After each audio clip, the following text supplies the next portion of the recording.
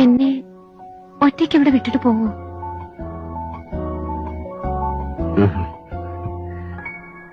ഒന്നറിഞ്ഞാ കൊള്ളാം, സാവിത്രിക്ക് എന്റെ എന്നെ ഇഷ്ടമായത്. എനിക്കറിയില്ല, ഞാൻ ഓർക്കുന്നില്ല എപ്പോഴാണ് എന്റെ തുടക്കമെന്ന്. മുൻപൊരിക്കലും അനുഭവമില്ലാത്തൊരു തുള്ളിച്ചാട്ടം എന്റെ മനസ്സിലുണ്ടായി.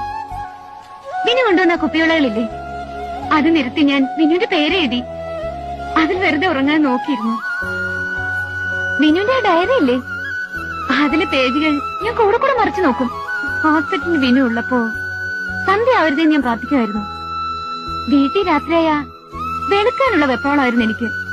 വിനുവിനറിയോ, ക്ലോക്കിന്റെ സൂചി തിരിച്ച് നേരം വെളുപ്പ് ഞാൻ നോക്കിയിട്ടുണ്ട്. ഞാൻ ആലോചിച്ചു, എന്താ എനിക്ക് ഇങ്ങനെയൊക്കെയെന്ന്. ഒന്നിൽ I was A stupid girl, അല്ലെങ്കിൽ